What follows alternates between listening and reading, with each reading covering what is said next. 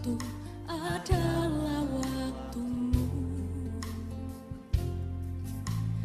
Tak ada tempat bagiku karena Engkau penuhi ruang hidupku. Setiap hari adalah harimu. Setiap waktu adalah waktumu. Tak ada tempat bagiku karena Engkau penuhi ruang hidupku.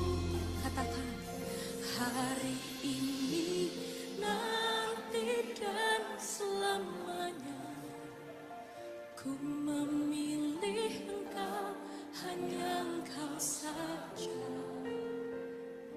Dalam suka, dalam duka, tetap Engkau yang ku cinta.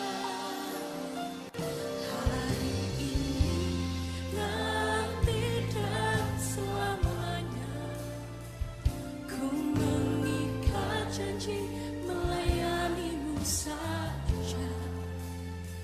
Walau suka, walau berat, tetaplah Engkau yang ku cinta.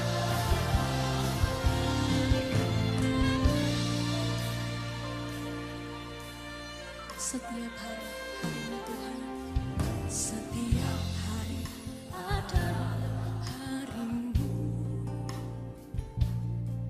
Setiap waktu adalah waktumu.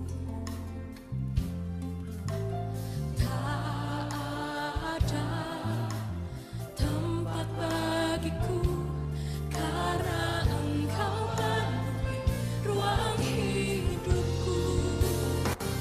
Hari ini, nanti dan selamanya Ya Tuhan,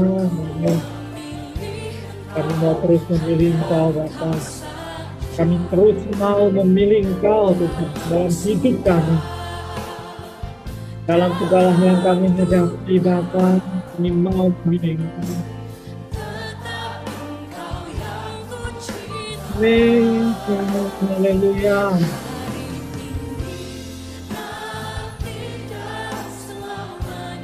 Bapa.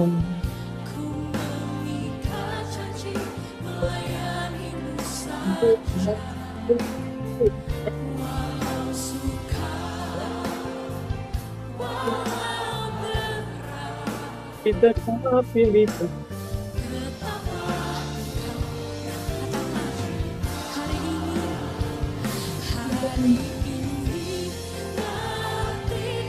kami dari hati katakan kalau Tuhan, kalau hari ini, dari saat ini kami memilih Engkau Tuhan.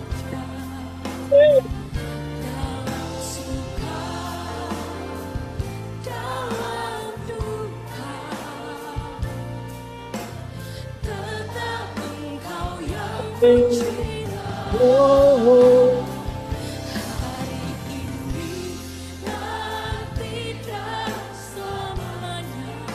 ya.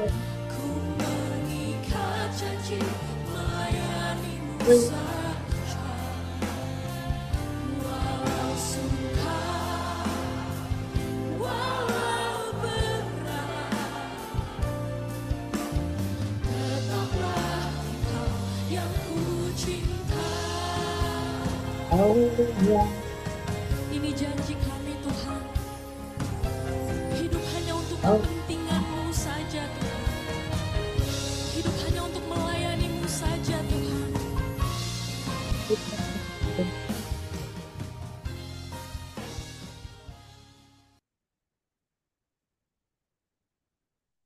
Amin Tuhan.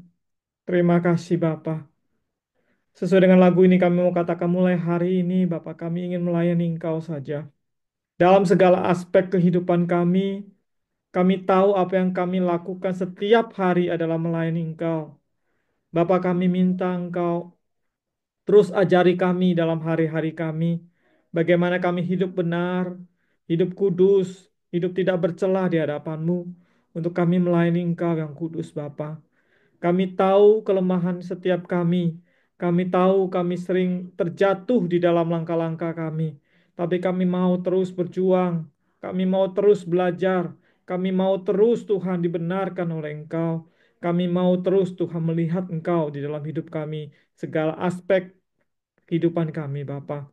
Terima kasih Elohim Yahweh. Engkau bersama dengan kami. Engkau mengajarkan kami setiap hari. Dan malam ini kami diberi kesempatan bersama-sama belajar kembali untuk kami mengerti akan kebenaran firman-Mu. Sucikan, kuduskan setiap kami, khususnya akan melayani malam ini Pastor Jason, Kau berkati, kuduskan, dan pakai mulut bibir lidahnya. Biar lewat mulut bibir lidahnya Tuhan, Engkau menyatakan suaramu, menyatakan isi hatimu kepada kami. Dan kami mengucap syukur akan semua itu. Tuhan berkati juga setiap kami yang hadir. Biar kami menerima firman itu menjadi firman yang hidup. Dan kami melakukannya dalam kehidupan kami. Menjadi bekal kami untuk melalui minggu yang akan kami hadapi 1 minggu ke depan. Bapa, terima kasih. Dan kami mau belajar bersama malam ini. Sertai setiap kami yang hadir malam ini, Bapa. Dan kami mengucap syukur, kami siap mendengar firman dan kebenaran-Mu malam ini. Di dalam nama Bapa, Anak, dan Putra, dan Roh Kudus, kami berdoa. Amin. Silakan, Ko Jason. Oke, belum diganti hostnya ya, belum bisa sharing.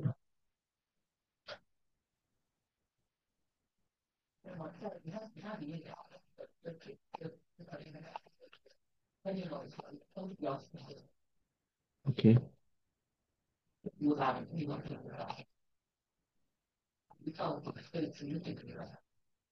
oke, selamat malam teman-teman semua. Hari ini saya mau share tentang bagaimana kita bisa menjadi versi yang terbaik yang Tuhan inginkan, yang Tuhan mau ya. Versi terbaik yang Tuhan inginkan. Nah, kalau kita lihat kita udah masuk di tahun 2025, kita semua mempunyai yang namanya resolusi ya. Kita mau lebih baik tentunya, terutama juga kerohanian kita mau lebih bertumbuh. Nah, hari ini kita mau belajar gitu ya, di minggu kedua ini, bagaimana kita bisa menjadi versi yang terbaik yang tentu Tuhan inginkan gitu ya. Nah, kita lihat saja ayat firman Tuhan langsung saja. Di dalam Matius 22 ayat 15 sampai 22 ya. Matius 22 ayat 15 sampai 22. Saya bacakan ya. Kemudian pergilah orang-orang Farisi, mereka berunding bagaimana mereka dapat menjerat Yesus dengan satu pertanyaan. Ya, mereka menyuruh murid-murid mereka bersama-sama orang Herodian bertanya kepadanya, "Guru, kami tahu engkau adalah seorang yang jujur dan dengan jujur mengajar jalan Allah dan engkau tidak takut kepada siapapun juga sebab engkau tidak mencari muka. Katakanlah kepada kami pendapatmu, apakah diperbolehkan membayar pajak kepada kaisar atau tidak?" Di ayat 18, tapi Yesus mengetahui kejahatan hati mereka itu lalu berkata, "Mengapa kamu mencobai aku, hai orang-orang munafik?" Nah, di ayat 19, "Tunjukkanlah kepadaku mata uang untuk pajak itu." Mereka membawa suatu dinar kepadanya. Maka ia bertanya kepada mereka, "Gambar dan tulisan siapakah ini?" Jawab mereka, "Gambar dan tulisan Kaisar." Lalu kata Yesus kepada mereka, "Berikanlah kepada Kaisar apa yang kamu wajib sorry, berikan kepada Kaisar dan kepada Allah apa yang wajib kamu berikan kepada Allah." Mendengar itu, heranlah mereka dan meninggalkan Yesus lalu pergi. Nah, dari kisah pembacaan firman Tuhan pada malam hari ini kita bisa melihat ya, ternyata ada dua tokoh yang ingin menjebak Tuhan Yesus. Yang pertama dari orang-orang Farisi sendiri, dan yang kedua adalah orang-orang Herodian. Kalau kita tahu orang Farisi ini kan orang-orang religius ya, dan satu lagi orang Herodian itu orang-orang politik. Nah, kedua kelompok ini sebenarnya tidak saling menyukai dan selalu bertolak belakang. Kalau di Taiwan itu seperti Komintang sama Mincintang gitu ya, KTM sama DPP gitu ya, ribut terus berdua itu kan ya. Nah, mereka pun sama gitu loh, ribut. Nah, pada satu kali ini mereka bekerja sama gitu ya untuk bisa menjatuhkan Tuhan Yesus, menjebak gitu. Menjebak Tuhan Yesus. Dan kalau Tuhan Yesus termakan oleh jebakannya, bisa bahaya gitu ya. Dan itu daripada rencana mereka. Jadi waktu waktu itu ditanya, kalau misalnya Tuhan Yesus bilang boleh bayar pajak, ya misalnya boleh bayar pajak, maka Tuhan Yesus dianggap pengkhianat oleh kaum Yahudi waktu itu ya. Berarti seperti pengkhianat, seperti pemungut cukai gitu loh ya. Tapi kalau misalnya Tuhan Yesus ngomong tidak boleh bayar pajak, tidak perlu bayar pajak. Nah, Tuhan Yesus dianggap sebagai pembelot ya, pembelot daripada kerajaan Romawi waktu itu yang memang mereka harus bayar pajak. Nah, dari sini kita mau melihat di ayat 21 ya. Yang menarik di ayat 21 ini dari 20 sampai 21 itu ya. Di situ dikatakan Tuhan Yesus bertanya kepada mereka, gambar dan tulisan siapakah ini? Dan mereka jawab gambar dan tulisan Kaisar ya. Nah, jawab Tuhan Yesus, berikanlah kepada Kaisar apa yang kamu wajib berikan kepada Kaisar. Nah, kata memberikan, ini saya udah di sini ya. Kata frase memberikan gitu ya dalam bahasa Inggris itu kan give back. Dalam bahasa Yunani itu apodote itu artinya apa? Artinya itu mengembalikan atau menyerahkan ya kepada orang lain yang berhak memilikinya. Ya, ini mengartikan satu rasa kewajiban atau tugas untuk mengembalikan sesuatu kepada pemiliknya yang sah gitu ya. Nah, dalam konteks bagian ini Yesus membahas masalah membayar pajak kepada pemerintahan Romawi ya. Penggunaan memberikan kembali ini menunjukkan bahwa apa yang dikembalikan dengan sah adalah milik orang yang menerimanya ya, menekankan penting memenuhi tugas sipil sekaligus mengakui tugas yang lebih tinggi kepada Allah ya. Nah, kita bisa melihat apa yang diberikan, yaitu gambar dan tulisan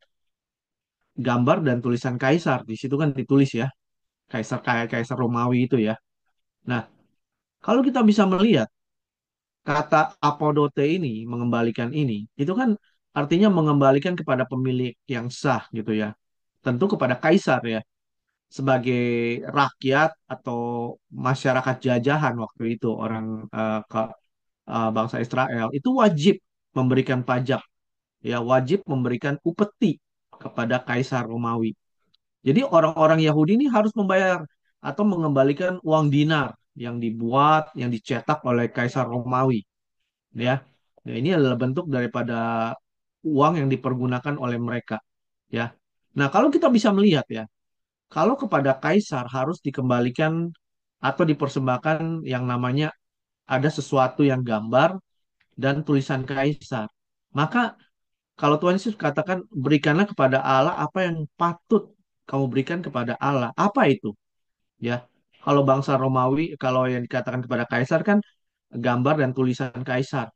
Nah, Tuhan Yesus juga mengatakan berikan kepada Allah apa yang patut gitu. Tentu saja ada gambar, ada tulisan Allah di situ, ya. Sesuatu apakah yang ada gambar dan tulisan Allah? Dan itu nggak apa tidak tidak lain ya dan bukan itu adalah segenap diri dan hidup kita sendiri, ya. Allah menciptakan manusia menurut gambarnya. Kalau kita tahu ya, dalam kitab Kejadian ini adalah gambar daripada itu ya, mengalihkan pajak itu. Nah, di Kejadian 1 ayat 27 dikatakan manusia itu diciptakan menurut gambarnya. Selem ya. Kita pernah belajar Selem Demut itu gambar dan rupa.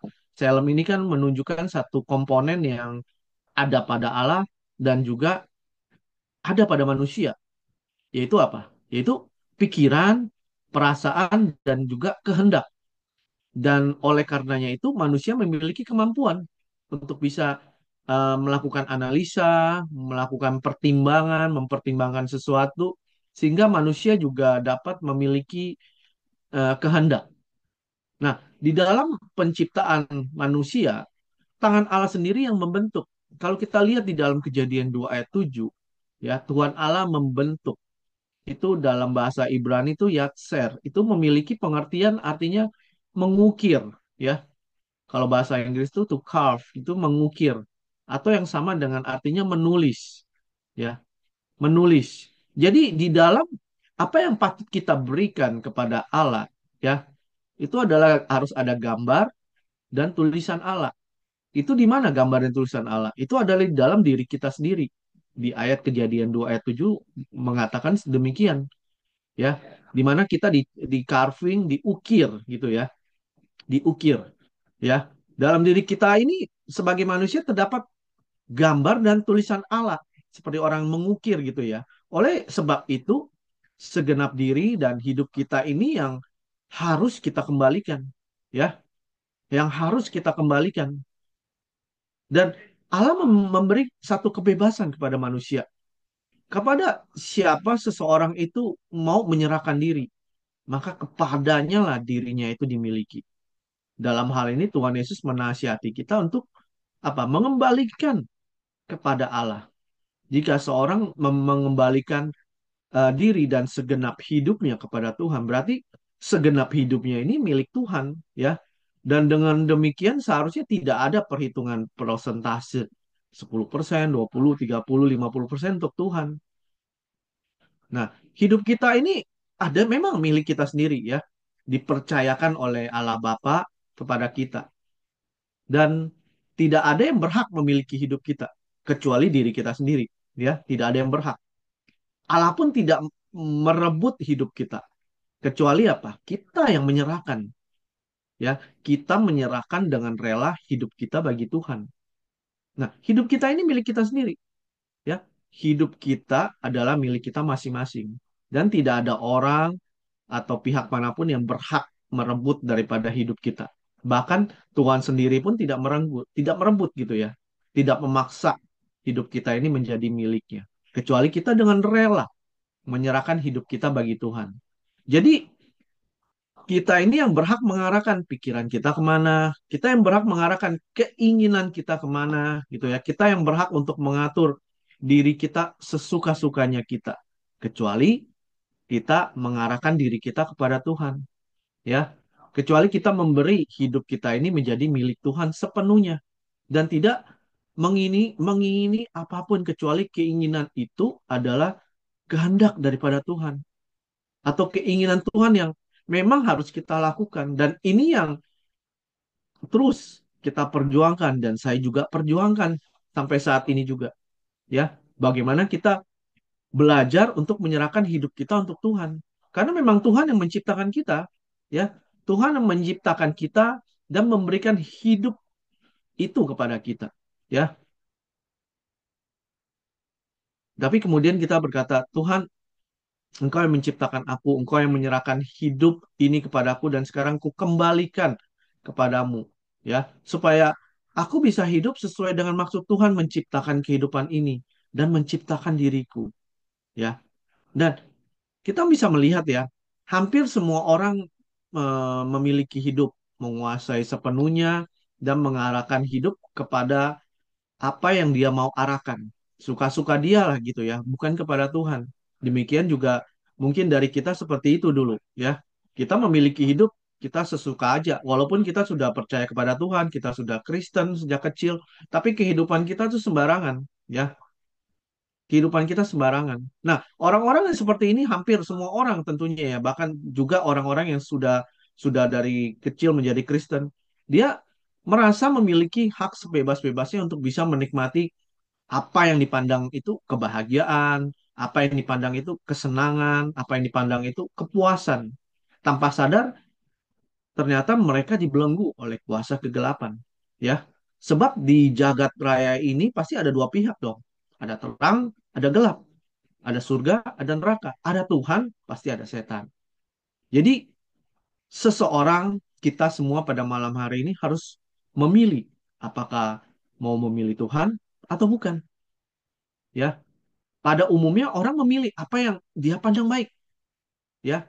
Dia tidak mau belajar apa yang seharusnya dia lakukan. Ya, seandainya nenek moyang kita Adam dan Hawa gitu ya, tidak jatuh dalam dosa, terus setan dikalahkan. Nah, manusia keturunan Adam, keturunan Hawa hidup pasti hanya mengacu pada kehidupan Adam, yaitu taat kepada Allah gitu ya, Elohim Yahweh, kepada Bapa di surga. Maka semua manusia itu terarah kepada Allah. Pasti itu, ya. Segala sesuatu yang dilakukan manusia itu pasti menyenangkan hati Allah, dan pasti membahagiakan sesamanya, memberi untung, mengasihi sesamanya, ya. Nah, tapi ternyata manusia telah jatuh di dalam dosa. Manusia telah kehilangan kemuliaan Allah, ya di kitab Roma katakan. Artinya manusia memang tidak lagi memiliki hidup seperti kehidupan yang dirancang oleh Allah. Dan manusia seperti apa namanya domba yang terhilang gitu loh, domba yang tersesat. Dia memilih jalannya sendiri dan menjadi rusak, ya. Nah, melalui keselamatan dalam Tuhan Yesus itu mau membawa kita kembali bagaimana kita memiliki hidup, ya, sesuai dengan rancangan Allah semula itu. Makanya kita belajar kan malam-malam hari ini kebenaran, kita mendengarkan Truth ID, ya. Nah, hari ini kita sama, saya juga sendiri berjuang untuk bisa mengalami dan menemukan itu, ya. Saya pun eh, manusia berdosa gitu ya. Saya juga belum sempurna, tapi saya mau belajar, ya. Saya mau belajar dan saya sudah diproses oleh Tuhan. Saya mengerti dan saya juga terus belajar. Saya nggak menyerah gitu ya, walaupun sulit sekali. Dan saya malam ini mau mengajak kita semua, kita belajar untuk bisa fokus kepada Tuhan di tahun 2025 di bulan Januari ini. Ini adalah salah satu pilihan, ya. Bagaimana kita bisa menjadi the best untuk Tuhan, yang terbaik untuk Tuhan. Hidup ini milik kita, bukan milik siapapun, ya. Allah pun tidak bisa memaksa kita untuk dimiliki Dia. Tapi kita dengan rela memberikan hidup kita kepada Tuhan. Karena memang ada gambar, ada tulisan Allah di dalam kehidupan kita.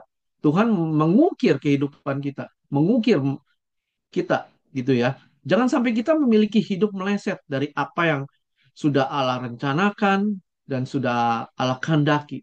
Kita perkarakan, kita persoalkan bagaimana hidup kita ini bisa sesuai dengan kehendak Allah.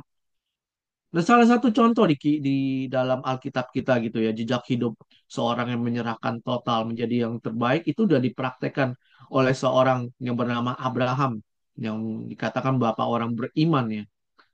Dia hidup mapan kan di Ur Kasdim. Dari bagaimana Abraham memilih untuk bisa mengikut jejak daripada Allah yang dihormatinya itu. Ya. Jadi kalau mau jujur, justru kehendak Allah yang diberikan kepada Abraham gitu ya, sama sekali nggak ada jaminan masa depannya di bumi. Ya, ketika Abraham itu harus keluar, dia memilih keluar untuk Ur Kasdim, ya hidup nomaden kan, mengembara, nggak jelas. Ya, sangat berbeda dengan kehidupan dia sebelum keluar dari tanah kelahirannya. Namun ia memandang kemapanan hidup ya, kemapanan hidup yang distandarkan oleh dunia pada hari itu, yang distandarkan oleh dunianya pada hari itu sebagai satu standar utama, ya. Alkitab mengatakan bahwa ia tidak pernah memperoleh apa yang dijanjikan Allah di dunia ini loh, ya. Sebaliknya ia sadar bahwa apa yang dijanjikan Allah itu tidak berada di bumi, ya, tidak berada di bumi, tapi di balik langit biru, ya. Tapi demikian Abraham nggak pernah menyesal. Ia merindukan tanah air surgawi di mana Allah sendiri yang memang membangun kotanya. Nah, kehidupan Abraham ini merupakan satu contoh penyerahan diri sejati yang memang harus kita belajar, kita teladani. Ia tidak menyerahkan dirinya untuk meminta pertolongan atau memanfaatkan Allah, ya. Tapi secara efektif bagaimana dia belajar untuk menyerahkan diri, ya. Belajar untuk bisa menyerahkan diri untuk mengikuti kehendak Allah, untuk bisa memilih kerajaannya sebagai jejak hidupnya. Nah, malam hari ini pun kita belajar gitu ya. Nah, di dalam 1 Korintus 6 ayat 19 sampai 20 dikatakan, "Tidak tahukah kamu bahwa tubuhmu adalah bait Roh Kudus yang diam dalam kamu, Roh Kudus yang kamu peroleh dari Allah, dan bahwa kamu bukan milik kamu sendiri." Ya, kita bukan milik kita sendiri. Sebab kita telah dibeli dan harganya telah lunas dibayar. Karena itu muliakanlah Allah dengan tubuhmu. Nah, hari ini kita mau belajar gitu ya. Kita sebagai manusia pasti mau yang terbaik, betul ya. Kita mau anak-anak kita mendapatkan pendidikan yang terbaik, istri suami kita yang terbaik gitu ya. Nah, demikian juga di pihak Tuhan. Tuhan inginkan yang terbaik dari siapa? Dari ciptaannya. Siapa ciptaannya? Kita, ya. Orang-orang yang mempunyai gambar, mempunyai tulisan Allah di dalam hidup kita. Ini luar biasa sekali. Ada satu ukiran dalam kehidupan kita yang Tuhan katakan berikan yang terbaik kepada Allah. yaitu yang punya gambar, yang punya tulisan dalam diri kita. Kita bisa memilih kehidupan kita, tapi kita mau belajar untuk bisa menyerahkannya kepada Tuhan. Ya, Tuhan inginkan yang terbaik dari diri kita. Yaitu hidup kita semuanya kita berikan kepada Tuhan. Berapa persen? Nggak ada hitungan persentase. 100%. Dan itu nggak mudah. Ya, seperti Abraham itu, ya kan? Kita bisa melihat kehidupannya bagaimana dia keluar dari tanahnya di Ur Kasdim. Ya, dia berani bayar harga seperti itu. Bahkan anaknya dia anak satu-satunya pewaris daripada hartanya, hak ahli warisnya diminta oleh Allah dan dia berani menyerahkan semuanya gitu ya. Itu luar biasa sekali dan kita mau belajar bagaimana kehidupan kita yang tentu berbeda ya satu sama lain, tapi Roh Kudus mengajari kita ya dalam kehidupan kita saat ini bagaimana kita menyerahkan hidup kita kepada Tuhan sepenuhnya. Kita mempunyai masalah yang berbeda, ya. Kurikulum kita berbeda-beda satu sama lain. Tapi Roh Kudus bekerja. Bapak bekerja di dalam situ bagaimana kita mau belajar memberikan ya yang terbaik kepada Tuhan yaitu hidup kita. Mungkin kita nggak bisa langsung bisa mau seperti Abraham itu yang luar biasa. Tapi kita belajar dari waktu ke waktu. Makanya di awal daripada bulan Januari ini kita belajar bagaimana kita menyerahkan kehidupan kita. Ya, dan itu nggak mudah, nggak gampang. Ya, karena kita masih mempunyai ego, kita masih mempunyai kedagingan gitu ya. Ya, terutama juga kalau misalnya kita mau bangun pagi, apalagi di musim dingin ini kan, dingin sekali gitu ya.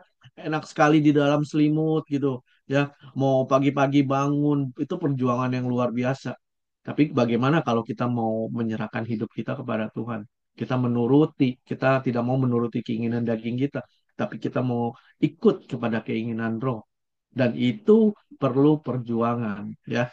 Dan itu bukan cuma bangun pagi toh dalam kehidupan kita kan 24 jam bagaimana kita waktu bekerja, kita bertemu orang ya, bagaimana perkataan kita, pikiran kita, tindak laku kita kepada istri, suami, anak-anak, itu semua penyerahan diri total kita kepada Tuhan. Kita nggak boleh sembarangan berbicara, ya kan? Kita tidak boleh sembarangan bertindak, apalagi sampai melukai sesama. Itu perlu belajar terus, ya. Perlu terus belajar. Dan ini adalah tantangan challenge buat kita pada malam hari ini. Bagaimana kita mau menyerahkan hidup kita 100% kepada Tuhan. Karena memang ada gambar, ada tulisan Allah di dalam diri kita. Dan kita harus belajar untuk bisa berikan sepenuhnya kepada pencipta kita. Ini syarat untuk bisa menjadi terbaik bagi Tuhan. Dan ini tidak mudah.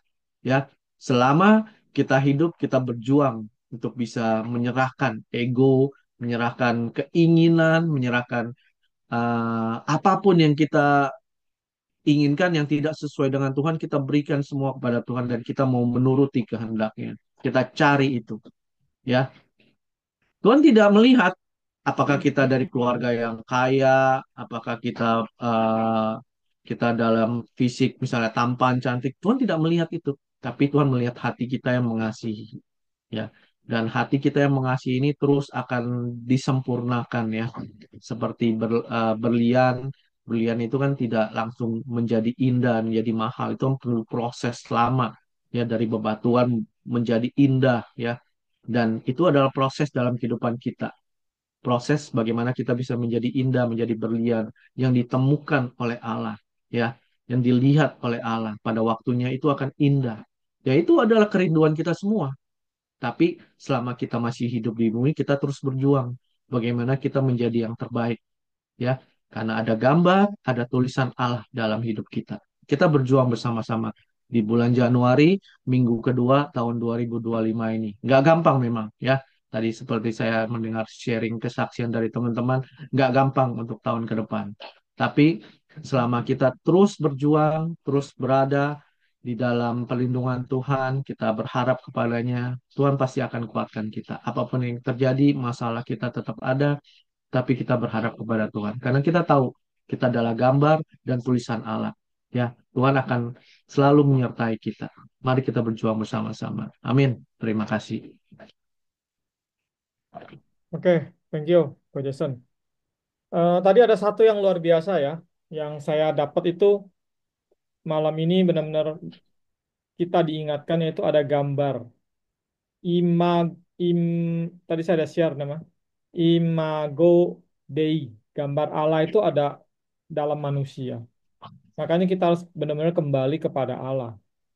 Sama seperti Matius tadi katakan, apa yang milik kaisar kembalikan pada kaisar. Nah, kita masing-masing kita ini milik Allah. Jadi kita harus dikembalikan kepada Allah. Tidak ada pilihan lain. Tidak ada apa namanya? Tidak ada pilihan lain betul. Nggak ada lagi apa sih itu? Taulun, apa ya bahasa Indonesianya? Tidak ada kompromi lagi gitu. Kita harus kembali kepada Allah. Itu bagus sekali sih. Yang malam ini yang saya dapat yang perlu ditekankan kepada kita masing-masing setiap kita itu kita harus kembali kepada Allah. Oke, ada yang mau sharing atau memberikan tanggapan? Silakan.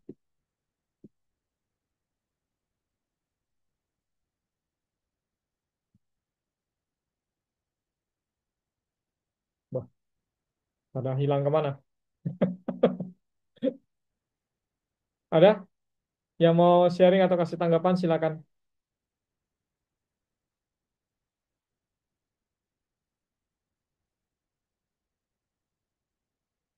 Tadi ada ini Bu Sarah kemana ya? Bu Sarah keluar ya?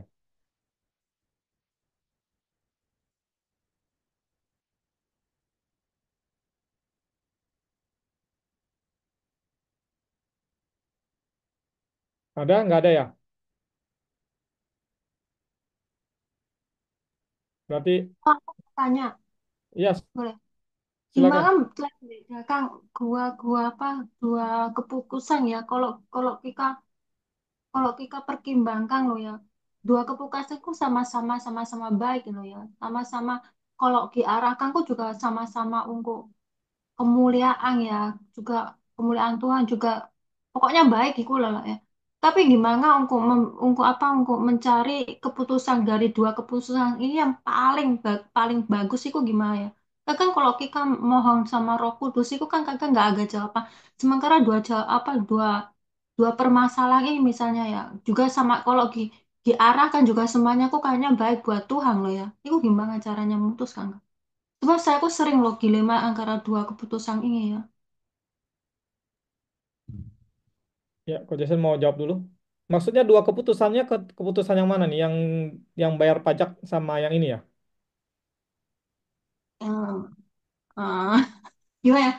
Yang di Saya firman nggak Tuhan bisa katakan apa nggak bisa keputusan apa? bilang apa ya. Tapi dua keputusan ini kayaknya aku sama-sama bagus ya. Kalau juga sama-sama tujuannya untuk apa kemuliaan Tuhan loh ya. Tapi gimana cara membedakan dua keputusan ini yang paling bagus banget gitu loh buat Tuhan. Kalau kita dihadapkan pada dua keputusan semacam ini kan sering ya kita orang kita orang lah ya sekarang sering kadang-kadang kita kok harus di apa dihadapkan sama dua keputusan yang sama-sama bagus loh ya kalau dipikirkan lah ya juga sama-sama baik untuk sesama ya juga baik untuk Tuhan loh ya terus gimana ini cara membedakannya. Ya, oke. Ngerti. Gimana Coach Jason? Mau dijawab dulu atau saya jawab dulu? Saya kasih pandangan saya dulu. Oke. Gini Bu Lisa, saya mengerti. Kadang kita dihadapi dua keputusan. Eh, kadang kita suka berat sebelah. Dengan tanda kutip, keputusan itu kita suka, ya betul minta pimpinan Roh Kudus itu harus. Tapi jangan lupa ada satu sisi kita diberikan hikmat, diberikan akal budi untuk mengambil keputusan. Jadi kadang kita harus pakai akal budi yang Tuhan berikan itu untuk menghadapi problema hidup. Ingat firman Tuhan Alkitab itu ajarkan untuk membimbing sisi rohani kita, sisi manusia manusia yang akan dikembalikan itu, jiwa roh kita itu, manusia roh kita itu yang dibentuk. Tetapi tanggung jawab kita sebagai manusia di bumi ini, hidup di dalam daging ini, tetap harus dilakukan dengan eh, hikmat dan pikiran yang Tuhan berikan. Nah, Pak Era sering katakan kalau kita semakin dekat dengan Tuhan, semakin berhubungan intim dengan Tuhan, kita akan terimpartasi cara berpikir Allah. Nah, dengan begitu apa yang kita pikirkan, apa yang kita lakukan, apa yang kita ngambil keputusan itu pasti selaras dengan Allah. Jadi, menurut saya sih begitu. Tanggung jawab kita sebagai manusia di bumi yang hidupnya hanya 70-80 tahun ini harus tetap kita bereskan gitu. Untuk keputusannya benar atau tidak, itu tergantung bagaimana kita berhubungan dengan Tuhan. Semakin dekat kita dengan Tuhan, semakin kita akan mengerti cara berpikirnya Allah.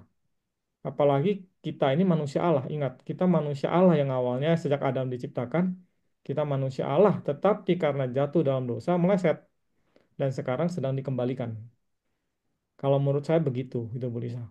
Jadi kadang kita terkurung dalam satu pemikiran harus nunggu Roh Kudus ngomong, audible. Bu Lisa, buatlah ini. Bisakah Roh Kudus berbuat seperti itu? Bisa. Setiap hari bisa, tetapi apakah kita akan jadi dewasa kalau kita setiap hari dengar suara seperti itu? Tidak. Makanya Roh Kudus berbicara itu kadang-kadang audible, kadang-kadang kita dibiarkan berpikir, berpikir untuk mengambil keputusan. Begitu sih, kalau yang saya alami, yang saya mengerti seperti itu. Mungkin ada yang lain, siapa, Ko Jason, atau mungkin yang teman-teman yang lain yang ingin memberikan saran atau pandangan, silakan. Ko Jason, silakan. Iya, kalau kalau dari pengalaman saya sendiri pun, ya seperti Bu Lisa sih, dulu juga pernah berdoa eh, kepada Roh Kudus tolong berikan arah gitu ya, tapi nggak dijawab-jawab gitu ya. Dan akhirnya memang kita harus belajar untuk menjadi dewasa di dalam Tuhan. Mungkin pilihan yang kita ambil itu nggak 100% oke gitu loh ya. Tapi akhirnya kita belajar gitu. Oh, ternyata aku salah ya, begini seperti ini ya. Aku harusnya ngambil yang ini. Terus kita belajar terus. Makin lama akhirnya kita makin peka gitu ya. Memang nggak selalu audible, tapi Tuhan akan berikan pengarahan tentunya ya. Terus dari pengalaman hidup kita juga, akhirnya kita mengerti bahwa Tuhan maunya seperti ini dalam hidup saya gitu loh. Belajar aja Bu, nggak apa-apa ya. Belajar aja. Dan Tuhan akan terus, kalau memang hati kita bersih, hati kita benar, Tuhan pasti akan terus arahkan kita gitu loh. Ya, thank you, Bu Lisa. Bu Lisa, tambah nih, Bu Lisa. Bu Lisa, kita kan lagi baca kejadian nih dari Nine, Bu Lisa. Ingat gak waktu Abraham salah milih dengerin suara Sarah? Sarai, waktu itu masih belum nama Sarai. Abraham milih dengerin suara Sarai untuk tidurin apa namanya orang Mesir itu dan melahirkan Ismail. Nah, Abraham juga salah milih, tetapi kan tetap maksudnya eh, dibentuk di situ gitu. Maksudnya tetap di Abraham belajar dari situ dan akhirnya Abraham terus diingatkan sama Tuhan bahwa kamu yang akan jadi apa anak dari kamulah keturunan itu bukan dari orang lain gitu loh. Terus diingatkan. Nah, dari situ kan Abraham belajar akhirnya sampai dia mendapatkan Ishak gitu. Dan waktu Ishak disuruh mau dikorbankan, Abraham percaya di situ. Dari pengalaman-pengalaman itulah, jadi Abraham mulai percaya omongan Tuhan. Kan awalnya dia kan dalam hati mikir, mana mungkin saya udah tua begini, Sarah sudah nggak udah hilang mens, mana mungkin bisa melahirkan. Terus dua kali kan itu dia berpikir seperti itu. Tuhan dua kali bicara, dia dua kali berpikir seperti itu. Tapi pada saat Ishak disuruh dikorbankan, dia nggak bicara apa-apa. Ya, dia jalankan karena dia sudah percaya.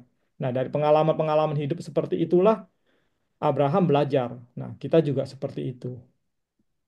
Gitu sih. Saya tambahin sedikit ya. Iya, iya, Kak Son, silakan. Ini sambil nyetir ini, jadi sambil mata melihat di jalan. Jadi Hati-hati ya. gini, nggak apa-apa, pasti hati-hati. Bu Lisa, saya ambil perumpamaan sebelum saya pakai yang benar. Ada teman baik saya, papanya pengusaha yang sukses, berhasil.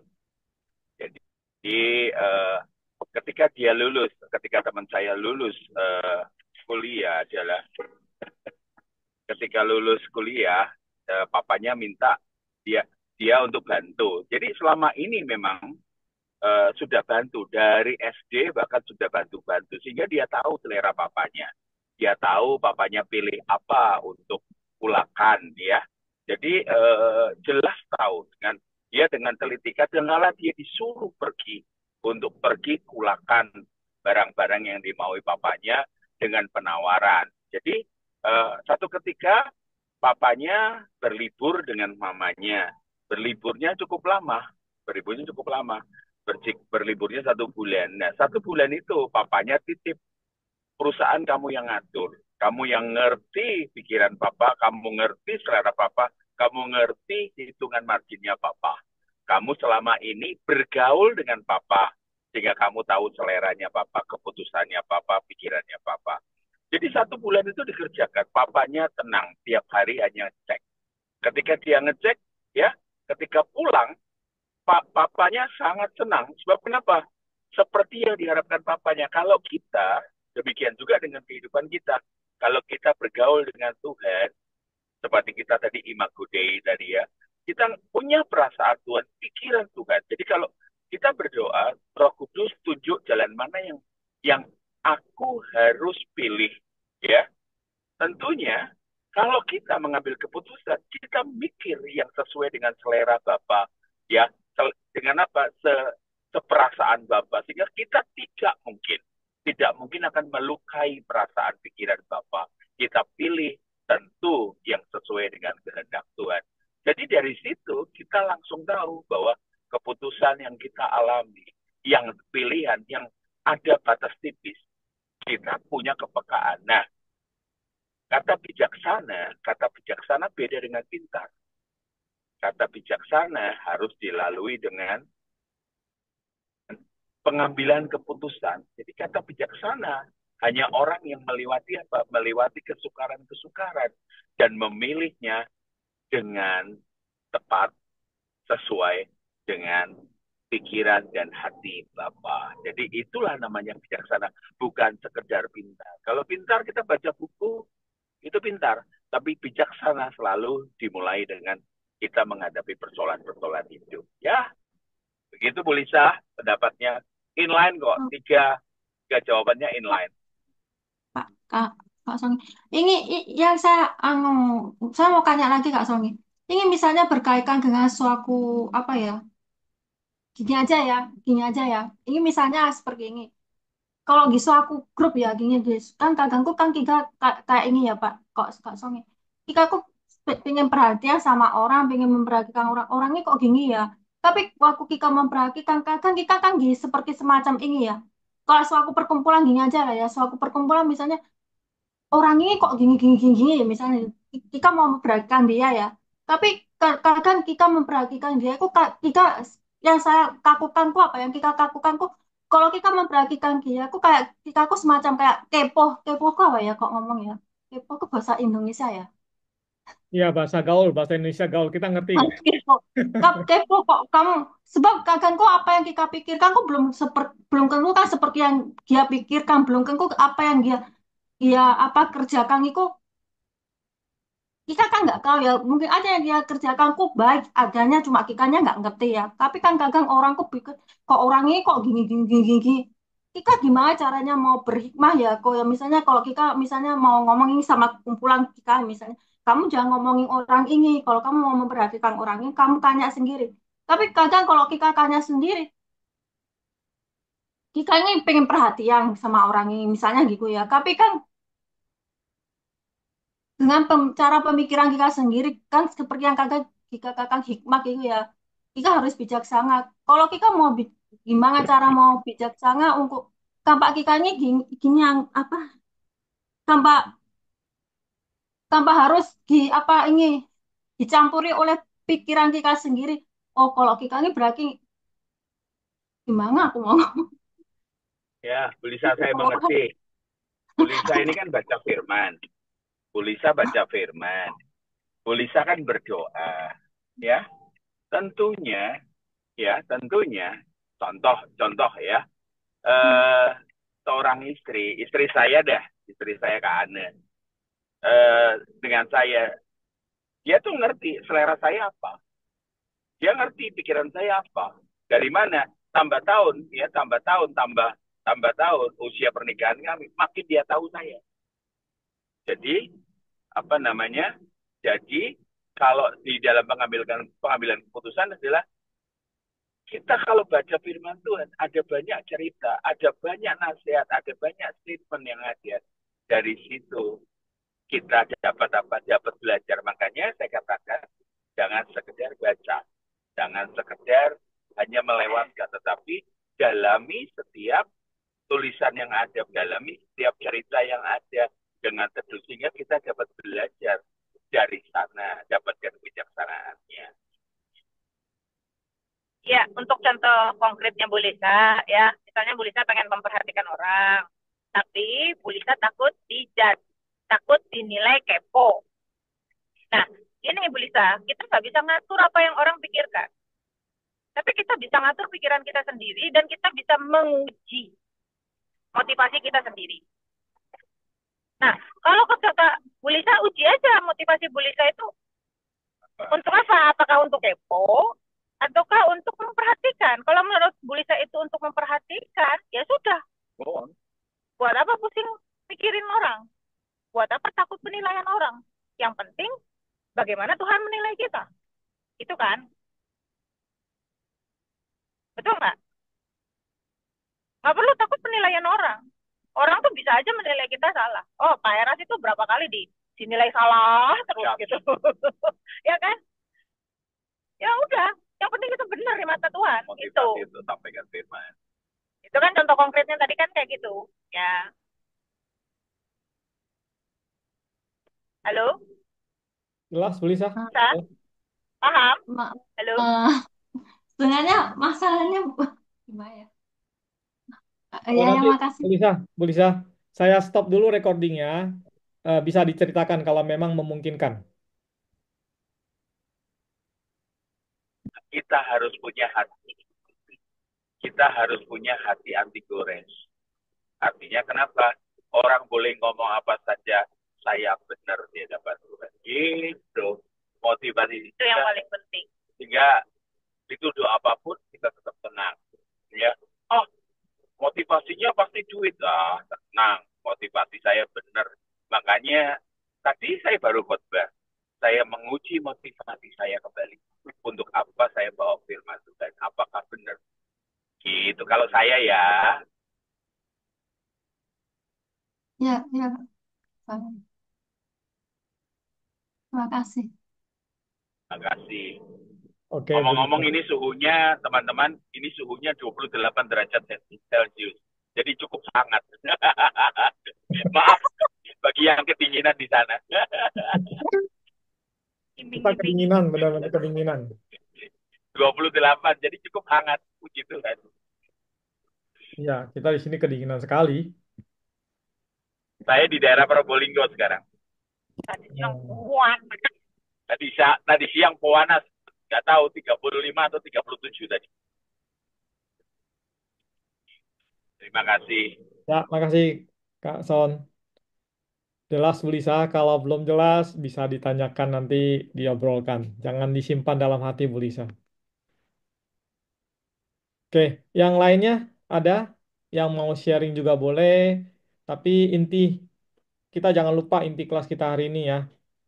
Kita harus kembali kepada si pemilik, yaitu Bapa Elohim Yahweh. Karena kita adalah miliknya. Di dalam kita ada gambarnya dia, jadi harus kembali kepada dia. Itu inti kelas kita malam hari. Jadi kesimpulannya ini ya.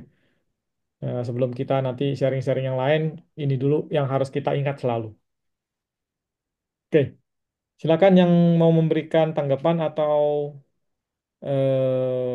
pemikiran atau apapun lebih lanjut, silakan. Pak Songi, saya mau tanya lagi lebih lanjut sama Kak Angga. Apa bedanya gossiping sama memperhatikan, Kak?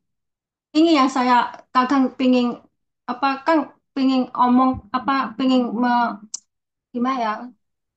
Kan sering ya kalau kita ini ya gini aja di grup grup apa grup doa tempat kami grup saya gitu lain lagi tuh ya. Sering apa pengen merhatiin orangnya tapi kok kesannya malah akhirnya seperti gosip itu ya. Itu gimana cara cara cara cara saya membedakan, oh kamu jangan gosip tapi kamu enggak nih enggak gosip ini misalnya perhatian gimana caranya kita itu gimana ya untuk menunjukkan perhatian kita tapi kampak apakah kan kalau kita nggak perhatian kan kadang semacam semacam apa kayak akhirnya malah jadi jarunya aku ke gosip itu loh kak gimana ya. Gini, eh, se- gini ya, di dalam misalnya di dalam grup saya itu kan banyak sekali orang. Dan banyak sekali permasalahan. Tidak semua permasalahan itu saya lempar ke grup. Enggak. Kecuali yang memang betul-betul saya misalnya gini ya, misalnya gini. Ada yang butuh donor darah, saya lempar ke grup. Saya lempar ke grup gitu ya. Nah, karena setiap orang bisa berpartisipasi. Tetapi misalnya ada orang yang nggak bisa bayar sekolah buat anaknya. Apakah saya pengumuman ke grup? Enggak. Saya langsung ambil tindakan. Nggak pakai uang kas di yang ada gitu loh. Nah, eh gosip dengan pertama motivasi ya. Pertama motivasi itu penting. Kedua, gosip itu tidak membawa solusi.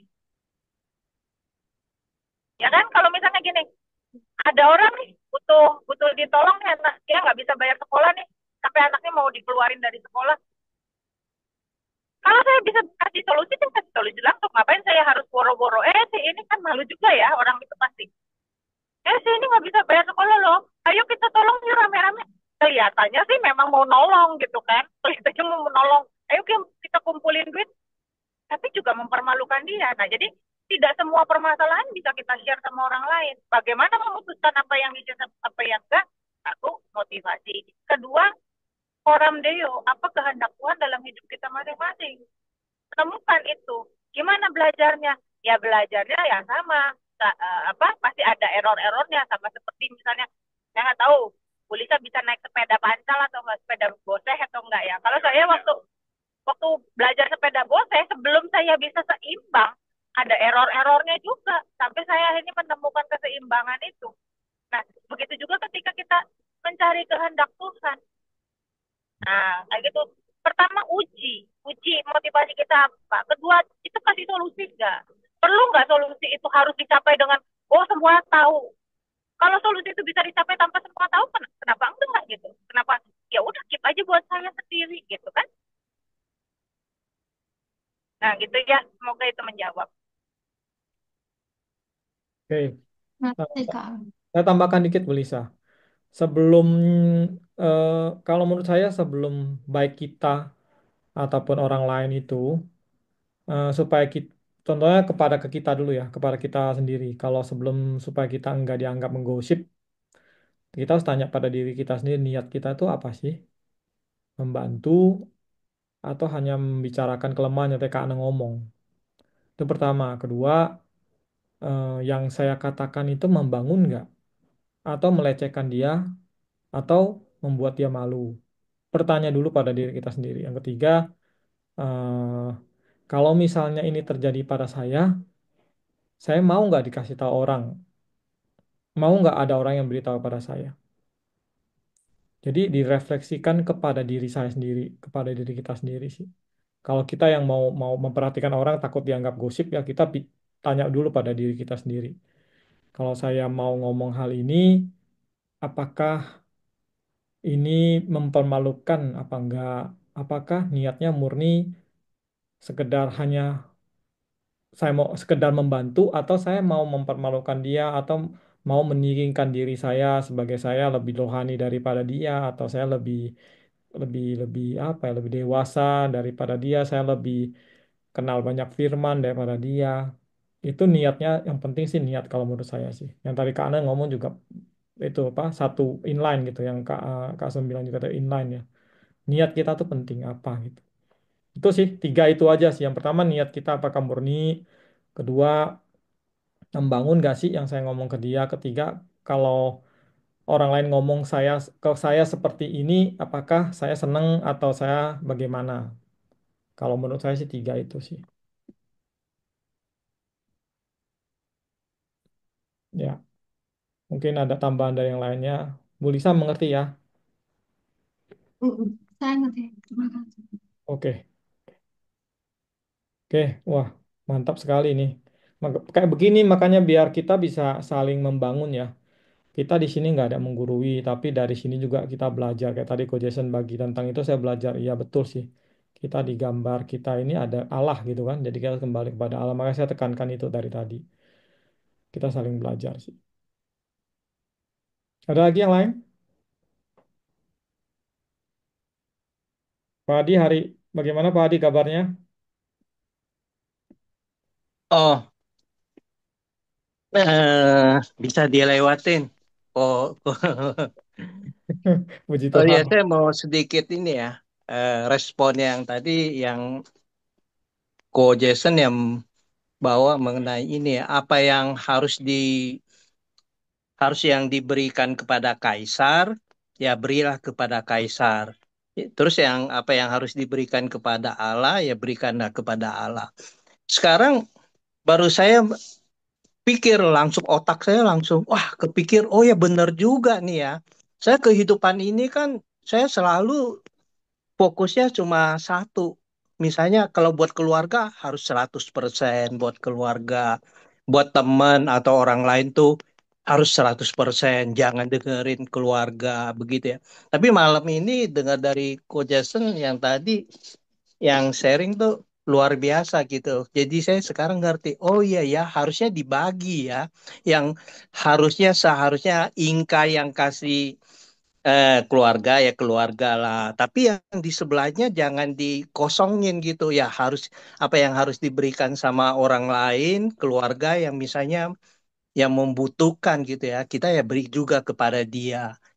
Kalau selama ini kan saya kan pikirannya biasa cuma lari. Udah kamu pilih keluarga ya keluarga, pilih ya orang lain ya orang lain gitu ya. Sekarang ternyata oh iya memang ada luar biasa ya eh, Tuhan Yesus ya bisa membandinginnya dari koin itu. Hmm, ya itu aja respon saya. Terima kasih. Ya, terima kasih Pak Adi. Wah, ini Pak Adi lihat dari sudut lain ya. Betul, keseimbangan Pak Adi. Salib, salib itu. Ada yang sama Tuhan, ada yang kepada sesama. Luar biasa, terima kasih Pak Adi. Kita diberkati juga. Bu Naslia ini ada Bu yang mau ditanyakan atau mau kasih respon?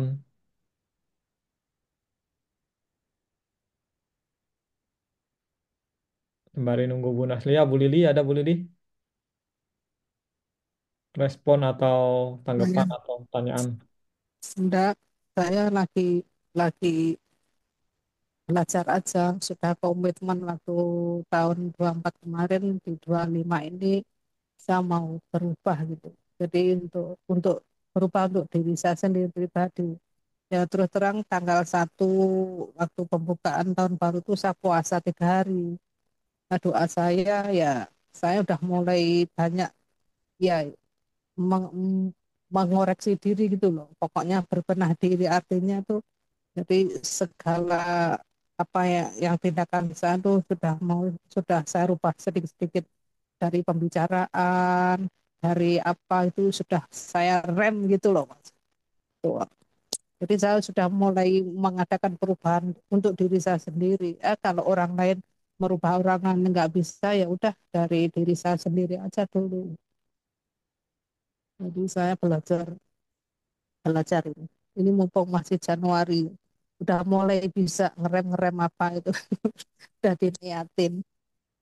Jadi ngelihat apa, posting, oh ada teman udah mulai apa ada oh kemarin lihat mereka lagi makan-makan saya oh puji Tuhan masih diberi makan tadi dulu kata ini enak ya begini nah dalam hati saya sudah mulai mulai merubah bersyukur aja tuh.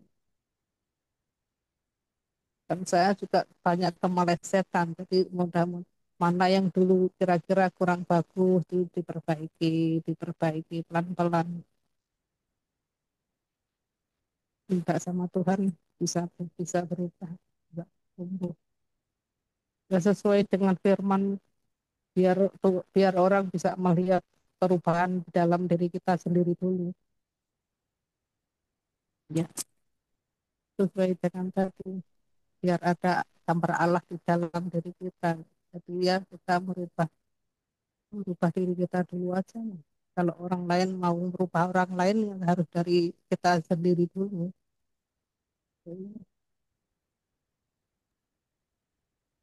Ya, betul boleh. Kita diberkati sekali. Benar, benar harus mulai dari kita.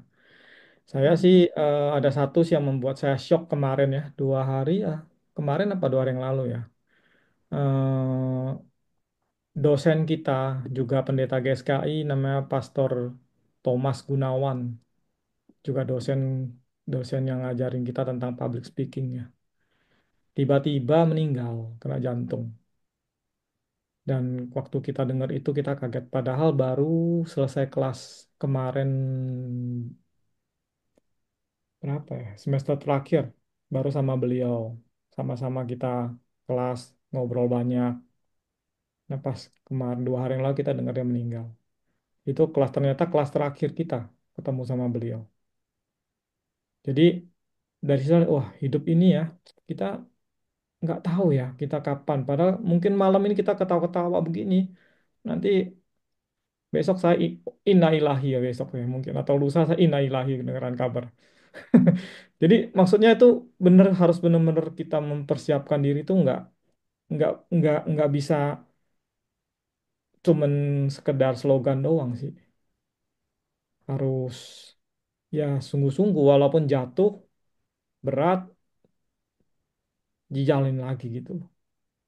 Jadi itu sih saya dengar berita itu kaget sekali dengar. Makanya selama saya beberapa waktu ini saya berpikir hidup ini ya benar-benar kita nggak ada yang tahu, kalau kalau di stop aja gawat itu kalau nggak siap. Ya itu aja sih refleksi dari Pastor Thomas ini buat saya tuh, wah bener-bener. Jadi ya walaupun kita sedikit, kita nggak gimana, tapi tetap kita harus ingat selalu gitu loh. Kita kita harus ingat selalu. Oke oke, itu sekedar yang saya dapat aja minggu ini, berita kaget dari dosen kita. Mungkin Kak Ana sama Kak Son mungkin kenal itu sama Thomas, Pastor Thomas Gunawan nama lengkapnya. Saya nggak kenal, makanya saya kaget. Saya nggak kenal, jadi saya tidak banyak komentar. Saya tanya sama teman saya justru, ini dari mana? Oh, dari Perjata, dikirim ke Jogja. Saya nggak tahu kalau beliau tuh ngajari RBO, karena saya hanya sekedar tahu RBO dari teman saya, dia Pak Jo Sudarman. Begitu. Ya, dia di Saya nggak RBO tahu kalau sama dia ngajari DTU. RBO. DTU juga ngajar, Kak Son. Oh, di TU juga ngajar. Iya, makanya itu semester terakhir kan public speaking beliau yang ngajar. Kaget kita semua. Jadi Iya. saya nggak tahu. Saya sih kagetnya waktu baca Gembala Rehobot Jogja loh. Udah ganti tuh Udah Gembala. ganti namanya. Itu udah itu aja. Jadi Iya, sempat betul, saya betul. tanya, saya telepon beberapa orang. Makanya saya seringkali mengucap kata-kata ini. Dari pandemi selama 3 tahun, saya belajar sesuatu. Ya ternyata kematian itu tidak urut ya, tidak urutnya sesuai dengan ya dia yang tua, dia rambut putih, jadi panggil Tuhan duluan. Tidak, bisa siapa aja. Saya hari ini ketemu orang yang umurnya 89 tahun loh. Kemarin ya, 89 tahun. 85 ya. 85 ada tadi, hari ini 89 tahun cepat. Ya istilahnya kenapa baterainya awet.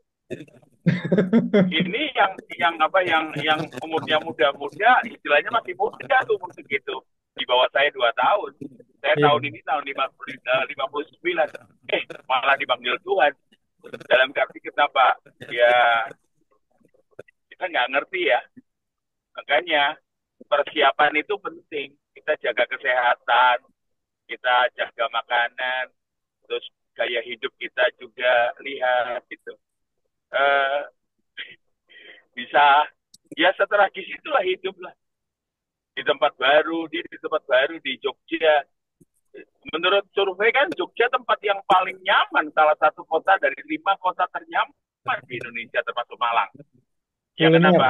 Yang hidup itu istilahnya Indonesia slow living.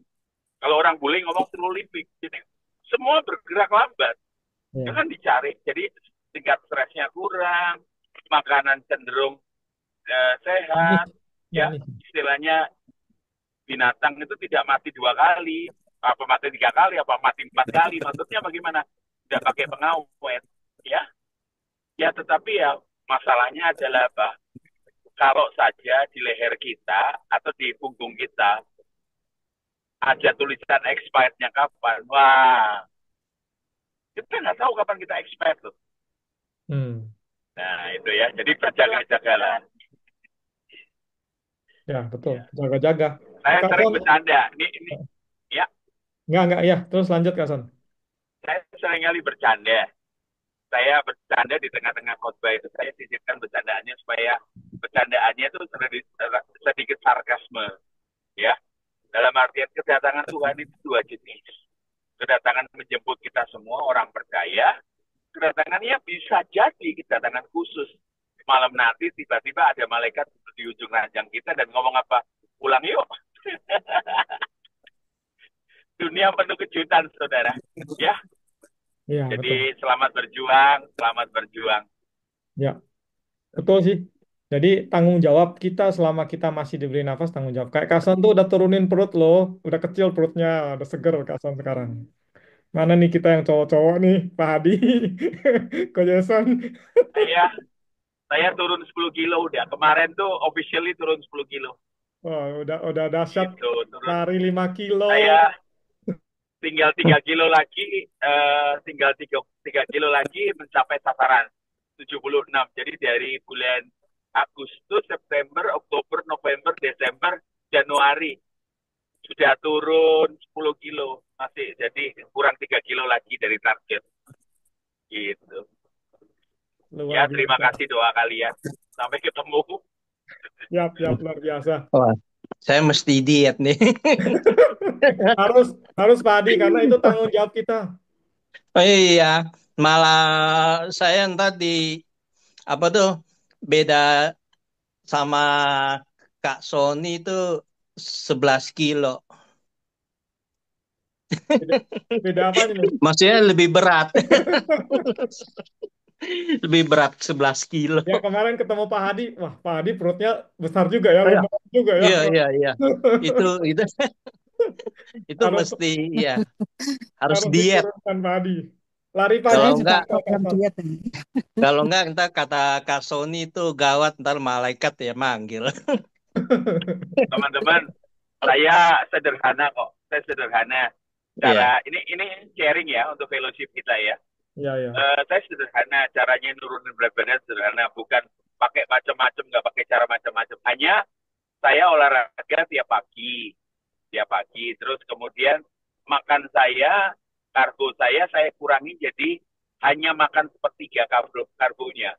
Lauknya, sayurnya saya banyakin. Istilahnya sayur dan buah saya banyakin. Nah, nasihatnya Kak Ana kemarin itu adalah latihan otot. Dan saya latihan otot yang sederhana karena kaki saya kan ada masalah. Nah, kalau dulu sebelum kaki saya masalah, saya lari tiap hari 5 sampai 7 kilo. Weekend saya bisa 20 kilo. Tapi karena kaki saya divonis dokter tidak boleh lari lagi, hanya boleh jalan. Ya, jadi nggak boleh lari. Jadi saya lari dari kenyataan, jadi jalan. Jadi saya 1 minggu 4 kali latihan otot, latihan beban, dan kemudian tiap hari hanya jalan 5 kilo, dan ngatur supaya tidak makan karbo berlebihan, hanya sepertiga. Menjaga dari tergoda itu sampai tidak tergoda lagi, itu cukup lama. 3 bulan, Pak Adi. Jadinya, apalagi hari Sabtu Minggu, di mana saya pelayanan, itu godaannya berkali-kali lipat ketika teman-teman saya katakan, ayo makan yuk, gini, kamu jauh-jauh ke sini. Ketika ada mitore itu mie ujung pandang dengan babi tore. Wah, itu godaan terbesar tuh ketika makan itu. Saya katakan, ya Tuhan, ini berkat Tuhan, tetapi saya taruh seperti ya, ini perumpamaan. Seperti menaruh pisau di leher saya. Saya katakan gini, lu mau dipakai lebih lama, lu mau dipakai sehat, ya, harus bayar harganya. Jadi, eh, saya bayar harganya dengan apa? Olahraga, badan sehat, terus kemudian jaga makanan, dan olahraganya pertama-pertama ngilu Pak Haji.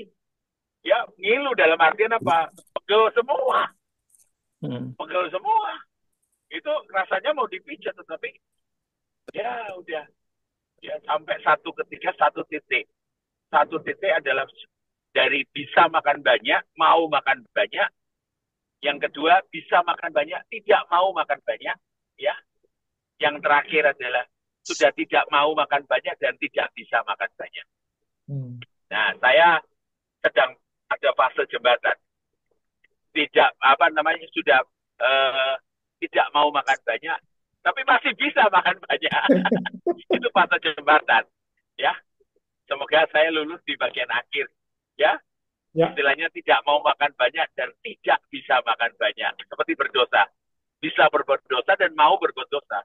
Yang kedua, bisa berbuat dosa dan tidak mau berbuat dosa.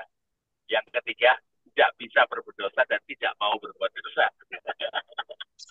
Selamat bisa, bisa. berjuang, Pak Hadi. Iya, iya. Ya, Kak Sony, ntar saya Pelan-pelan ikutin aja. cara Kak Sony. Ya, Karbon, saya nanti karbon. bagi-bagi aja. Karbo Ya, dikurangi. Ayo. Cayo, cayo. aku dikurangi. Cayo, sepertiga. Ya, Ya, oke. Thank you, Iya, Kak. iya. Oke ya, Tuhan berkati. kita kita tutup aja ya karena eh, sudah cukup juga kayaknya nggak ada lagi yang lain dan Bu Naslia sepertinya eh, mungkin nggak ada pertanyaan juga ya.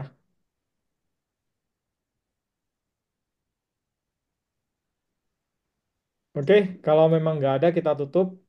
Terima kasih untuk malam ini. Terima kasih Ko Jason, terima kasih Kak Ana, Kak Son yang lagi di perjalanan pulang. Terima kasih teman-teman semua. Kita mau tutup ya ibadah kita malam ini biar kita tetap semangat, tetap ingat kita adalah gambar Allah dan kita harus siap selalu kalaupun kita gagal jatuh tidak apa-apa tapi tetap bangun lagi dan minta ampun berjuang lagi sampai kita terus disempurnakan. Mari kita sama-sama berdoa. Bapa yang kami panggil, Elohim Yahweh yang kami kasihi, kami percaya kebaikan-Mu tetap tinggal di dalam kami.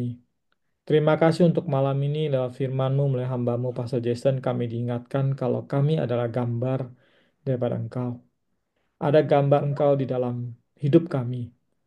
Karena itu kami harus memancarkan Engkau di dalam setiap tindakan yang kami lakukan, perbuatan yang kami lakukan, perkataan yang kami lakukan, hidup yang kami hidupi ini harus memancarkan tentang Engkau.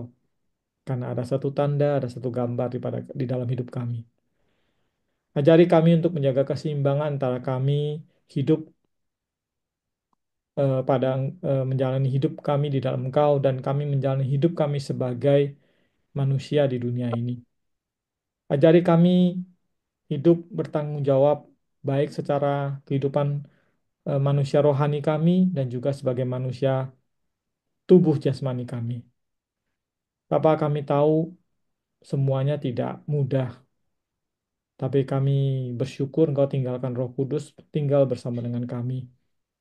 Dan Roh Kudus menuntun kami, mengajari kami, untuk kami berhikmat di dalam segala hal.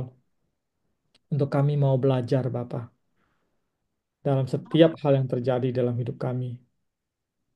Dari pahlawan-pahlawan iman di Alkitab kami melihat setiap mereka juga belajar dari hidup mereka, dari perjalanan hidup mereka sampai mereka mencapai satu titik kesempurnaan mereka sendiri.